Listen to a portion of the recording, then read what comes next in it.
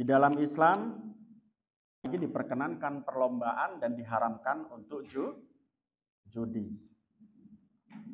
Nah, dalam kaitan ini, perlombaan itu apa bedanya dengan judi? Kalau judi itu modelnya adalah taruhan. Kalau perlombaan tidak ada taruhan, yang ada hanya hadiah. Nah, bagaimana membedakan hadiah dengan taruhan? Kalau taruhan, semua peserta ikut dalam mengumpulkan iwat atau mengumpulkan hadiah. Artinya hadiah diambil dari iuran kolektif dari yang ikut perlombaan. Nah, itu namanya judi. Contohnya si A, si B, si C, si D ikut dalam satu kompetisi yang mereka sama-sama membayar apa? Hadiah yang nantinya akan dijadikan hadiah. Maka dalam keadaan semacam ini menjadi perjudian. Karena nanti salah satu dari mereka atau bahkan sebagian itu akan tidak mendapatkan hadiah dan mengalami kerugian. Berbeda dengan perlombaan. Kalau perlombaan itu bagaimana? Kalau perlombaan itu salah satunya dapat bisa menjadi seorang yang memberi hadiah. Dan atau dua di antara sebegitu banyak orang yang mengikut lomba bisa memberikan hadiah. Termasuk juga dia bisa ikut dalam lomba. Atau hadiah dari pihak lain. Contohnya si A, si B, si C, si D ikut perlombaan apa? Makan kerupuk. Nah, makan kerupuk ini hadiahnya diambilkan dari si F. Maka hal tersebut tidak merupakan perjudian. Nah, di sini disebutkan di dalam Islam dulu perlombaan sangat terbatas sekali modelnya.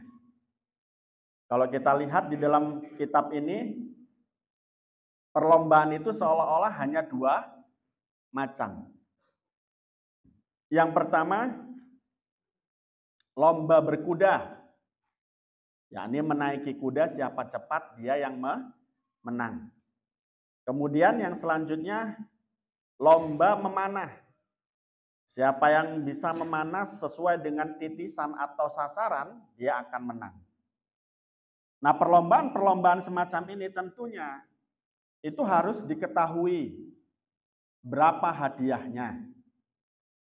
Terus kemudian diketahui berapa jaraknya. Diketahui mana sasarannya kalau itu adalah lomba menembak. Nah, dalam kaitan ini tentang hadiah, tadi sempat saya singgung bahwa hadiah itu boleh diambil dari salah satu yang ikut lomba. Yang tidak boleh adalah semua peserta ikut dalam urunan hadiah. Itu yang nggak boleh. Nanti akan terjadi judi. Nah, praktiknya bagaimana? Andai kata salah satu dari peserta tersebut menyiapkan hadiah dan ikut dalam perlombaan. Manakala dia menang, kalau seandainya itu adalah lomba lari, berarti dia urutan pertama. Kalau dia menang di urutan pertama, maka dia akan mengambil hadiah yang diberikan oleh dirinya sendiri. Tapi kalau orang lain yang menang, maka hadiah yang diberikan olehnya itu dikasihkan orang lain. Karena memang ini adalah lomba. Jadi intinya dalam kaitan ini, pemberi hadiah boleh mengikuti perlombaan. Jangan sampai kemudian disalahpahami, tadi iuran kolektif, kita kan pemberi hadiah juga. Nah, itu bedanya kalau pemberi hadiah ini hanya kalau pemberian hadiah dalam lomba itu sendirian atau dua orang, tidak semua orang. Terus kalau perjudian semua orang yang mengikuti. Wa in akhraja ma'an lam yajuz ila ayu khila bainahuma muhalilan. Jadi kalau seandainya hadiah itu dikeluarkan oleh peserta lomba, maka di sini tidak diperkenankan. Kecuali salah satunya itu harus orang yang tidak mengeluarkan dana untuk hadiah. Jadi yang contoh nih, ada orang tiga berlomba. Ketiganya urunan untuk beli hadiah. Nah, biar tidak terjadi judi bagaimana? Ngambil satu orang lagi. Yang tidak diatur tapi nanti diatur. Kamu kalah aja. Enggak, jangan. Ngambil satu orang untuk kemudian dimasukkan dalam peserta sehingga menjadi 4. Yang satu yang dimasukkan menjadi peserta ini harus tidak ikut urunan biar tidak terjadi judi. Itu boleh semacam itu. Ya. Jadi meskipun tiga-tiganya itu memberi urunan dana untuk membeli hadiah dalam perlombaan yang mereka adakan, kalau seandainya satu di antara mereka ditambah lagi orang yang tidak dipungut biaya untuk membeli hadiah, maka tidak terjadi perjudian. Tapi kalau seandainya 3 orang ini yang mengumpulkan dana untuk membeli hadiah dan untuk mereka bertiga nanti juara 1, juara 2 dan lain sebagainya, maka dalam kaitan ini tetap terjadi perjudian. Bisa dibedakan ya? Wain sabako ahodal iwat, wain subiko lam yahrum. Jadi kalau seandainya satu orang tadi yang dimasukkan ke dalam 3 golongan, 3 orang tadi dalam lomba, manakala dia mendahului atau dia menang dalam perlombaan, dia akan mendapatkan hadiah. Tapi kalau seandainya dia kalah, dia tidak usah mengganti rugi. Nah, itu disebut dengan perlombaan. Ini hati-hati juga tuh, siapa tahu nanti kan kamu menjadi panitia perlombaan. Terus hadiahnya kok diambil dari peserta. Sudah barang tentu itu bukan perlombaan tapi perjudian. Nah, caranya biar bagaimana kalau seandainya ada dana dari peserta, namun kemudian tidak menjadi judi. Pakai uangmu dulu. Ya, andai kata pada saat itu hadiah itu 5 juta. Kemudian urunan dari peserta itu dapat 5 juta juga. Nah, urunan dari peserta tidak kamu gunakan sebagai pembelian hadiah atau pemberian hadiah. Yang kamu kasihkan adalah uangmu.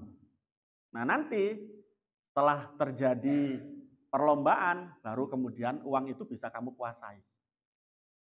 Itu begitu. Ah, wes. Kitabul Aiman wan Nudur. Kitab tentang sumpah atau janji dan nadar. Sumpah adalah perjanjian dengan menyebutkan nama Allah. Nah, lafadznya contohnya demi Allah. Ya, billahi, tanggohi, wongohi. Itu lafadznya. Manakala ada orang melakukan janji dengan mengucapkan ini, maka dia wajib menunaikan. Andai kata tidak menunaikan, maka dia wajib membayar kafarat. Apa kafaratnya? Pertama, kalau bisa memerdekakan budak. Yang kedua, kalau nggak bisa memerdekakan budak, berarti apa? Memberi makan orang miskin. Yang satu orang miskinnya itu 1 mud. Terus yang selanjutnya, manakala dia tidak mampu juga, maka berpuasa. Ya, itu nanti begitu. Jadi ada konsekuensi untuk manakala ada orang melakukan sumpah dengan mengucapkan billahi, wongohi, tanggohi. Kitabul Aiman wan Nudur. Layan akidul yamin illa billahi wa bi ismin min asma'ihi au sifatin min sifati datihi. Disebutkan tidak dianggap menjadi sumpah manakala sumpah tidak menggunakan lafal Allah atau asma Allah atau sifat Allah. Nah, asma Allah itu ada 99 yang disebut dengan Asmaul Husna. Contohnya, demi zat yang maha kuasa. Kalau sifat Allah, yang ada 20. Contohnya sifat wahdaniyat, sifat kudrot, sifat irodat. Itu dipakai kemudian untuk sumpah, maka terjadi sumpah. Manakala tidak, ya tidak. Tidak terjadi sumpah, hanya sekedar janji saja. Nah, apa bedanya janji dengan sumpah? Kalau sumpah itu, tadi saya katakan perjanjian yang menggunakan lafal Allah ataupun asma Allah ataupun sifat Allah. Kalau janji itu perjanjian tanpa menggunakan itu. Kalau sumpah, maka kalau melanggar sumpah harus membayar kafarat. Tadi kafaratnya saya sudah sebutkan. Tapi kalau janji tidak perlu membayar kafarat. Tapi apakah dosa manakala kita tidak menepati janji? Ya berdosa. Jadi itu bedanya janji dengan apa? Sumpah. Kalau sumpah, konsekuensi manakala tidak menepati akan ada kafarat.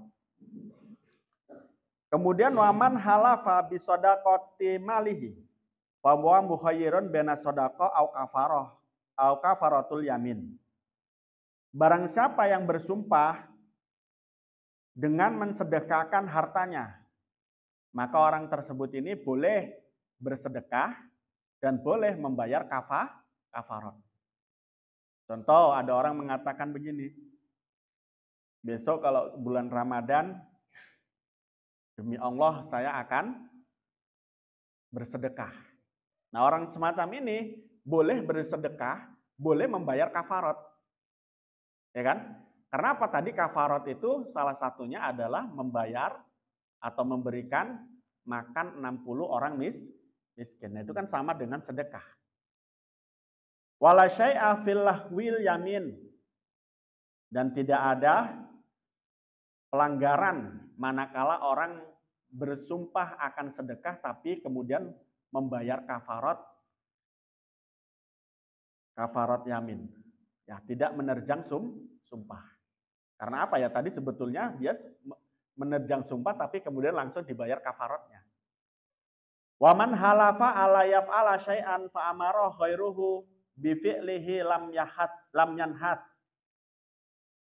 Manakala ada orang bersumpah untuk tidak melakukan sesuatu, kemudian ada orang lain tiba-tiba memerintahkannya untuk melakukannya.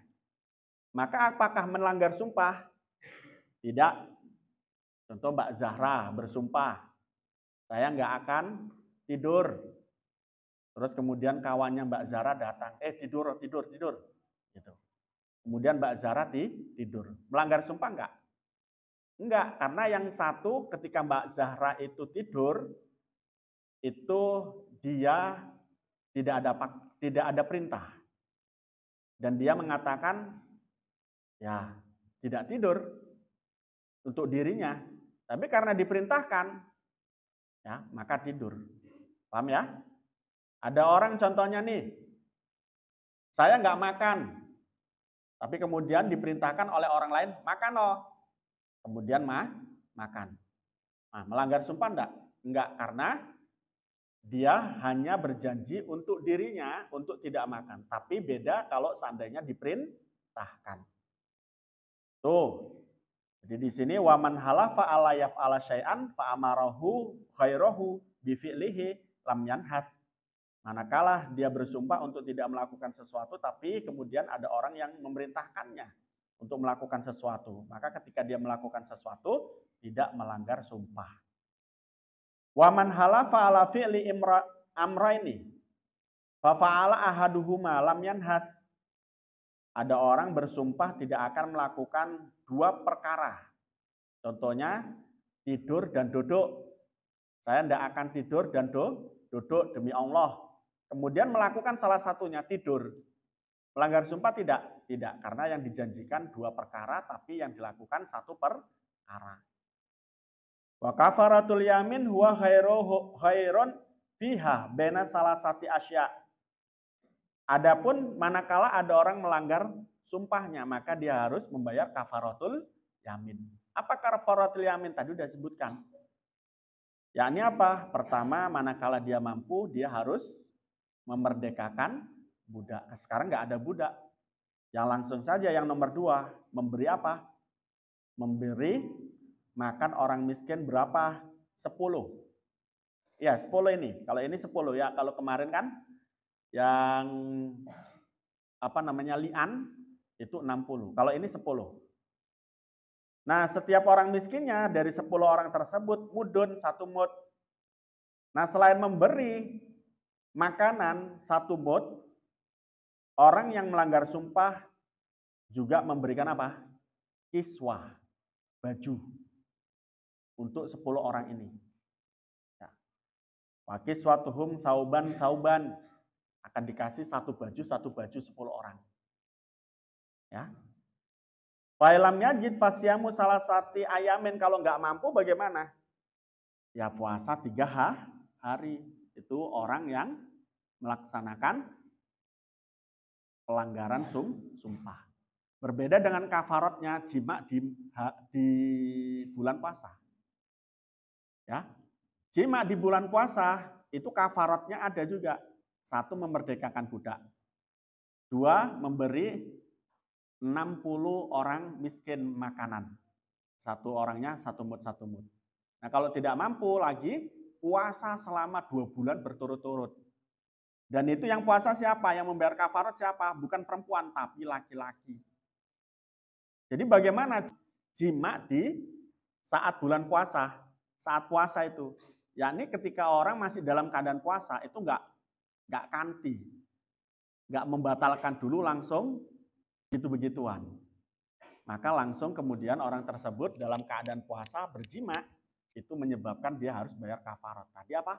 Merdekakan budak, membayar 60 orang miskin, yang 1 orang miskinnya 1 mud, kemudian kalau nggak mampu puasa 2 bulan berturut-turut tanpa putus selama 2 bulan.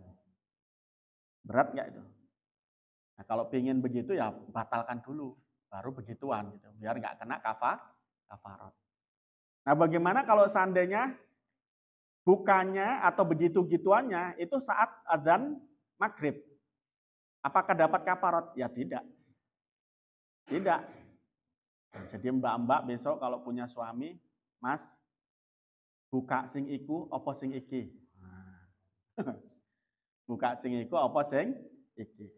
Nek iku wis adem, nek iki anget. Nah. Boleh. Tapi lebih utama adalah buka yang manis-manis. Nah, itu kan bukan manis, karena manis itu di sini. Yang manis-manis contohnya apa? Ya sirup, es teh. Ya, kalau punya ya kurma, itu disunahkan begitu. Andai kata nggak kanti atau nggak sabar tadi, ingin jima langsung ditobrok begitu, pas adzan maghrib ya nggak masalah. Wong sudah adzan maghrib. Jadi membatalkan dengan cara berjima atau berhubungan intim. Selanjutnya nadar. Nadar juga termasuk janji, cuman janjinya adalah kepada Allah. Contoh Mbak Kintara, besok kalau saya bisa masuk ke perguruan tinggi, ya, perguruan tinggi yang bonafit, yang mahal tapi gratis, karena dapat beasiswa. Besok kalau saya dapat beasiswa di perguruan tinggi UGM, UI, ataupun ITB, insya Allah saya akan puasa tiap Senin dan Kamis selama 1 tahun. Nah, dalam keadaan semacam itu bagaimana? Itu sudah nadar. Jangan insya Allah tapi saya pasti gitu. Saya pasti akan puasa Senin ke Kamis, maka akan terjadi nadar. Nadar itu sumpah, janji yang dijanjikan kepada Allah. Ajis contohnya. Besok kalau seandainya saya dapat istri yang cantik, yang tinggi, yang bahenol, pasti saya akan sedekah ke panti asuhan 100 juta. Gitu. Nah, atas syukurnya itu. Nah, ketika betul-betul kok ajis dapat istri yang cantik, yang tinggi, yang bahenol, pinter pula, gitu ya. Terus kemudian ajis wajib melaksanakan nadarnya. Berupa apa? membayar janjinya, yakni memberikan 100 juta ke panti asuhan. Faslun. Wa nadru yalzamu fil mujazati ala mubahin. Jadi nadar boleh enggak? Nadar untuk melakukan kemaksiatan. Jelas tidak boleh. Contohnya bagaimana? Besok kalau saya pulang, saya berjanji, ya Allah, besok saya main PS. Nah, itu nggak perlu dilakukan dan tidak merupakan nadar. Karena apa? Nadar ini khusus dalam upaya ibadah. Contoh tadi, kalau saja nanti saya dikasih sama orang tua saya uang 100 juta ketika pulang dari pondok, nanti yang 5 juta saya kasihkan ke panti asuhan. Nah, itu nadar sudah. Karena ada nilai-nilai kebaikan untuk yang dijanjikan kepada Allah. Nah, di sini disebutkan wa nadru yalzamu fil mujazati ala mubahin wa ta'atin. Nadar itu wajib dilaksanakan manakala nadar pada sesuatu yang diperbolehkan. Contohnya apa? Nanti kalau sudah maghrib, saya pasti makan. Makan hukumnya mubah. Maka harus dilaksanakan. Nah, pun juga nadar itu wajib dilaksanakan manakala pada ketaatan. Contohnya tadi, kalau seandainya saya bisa diterima di perguruan tinggi dengan cara yang gratis, maka saya akan puasa. Nah, itu dalam kaitan ini wajib puasa, wajib melaksanakan nadarnya. Nah, ini dicontohkan kaulihi seperti ucapannya nadir, insyafallahu maridi falillahi alayya an usoli au asumu au asuma au tasoddaqo. Jadi disebutkan di sini, manakala sakitku itu disembuhkan oleh Allah, demi Allah, saya akan melaksanakan apa? Sholat. Saya akan melaksanakan puasa. Saya akan melaksanakan sedekah. Nah, perlu diketahui juga, tadi di awal saya katakan, nadar itu tidak boleh pada sesuatu yang maksiat. Pun juga tidak boleh nadar pada sesuatu yang wajib. Contoh nih, nanti kalau saya ranking 1, saya tak sholat 5 waktu. Nah, itu tidak sah nadarnya. Tidak sah. Karena apa? Karena sholat 5 waktu adalah sesuatu yang wajib. Nah, berarti bagaimana nadar itu hanya diperbolehkan pada sesuatu yang mubah dan sunnah. Yang bentuknya adalah ketaatan. Nah, oleh karena itu di sini ketika dicontohkan, andai kata saya sembuh dari sakit, demi Allah saya akan melaksanakan sholat. Sholat yang dimaksud adalah sholat sunnah. Contohnya sholat duha, sholat apa? Malam, dan lain sebagainya. Begitu juga dengan puasa, bukan puasanya puasa Ramadan, tetapi puasanya adalah puasa sunnah seperti Senin Kemis, puasa Daud, puasa Yaumul Bid, dan lain sebagainya.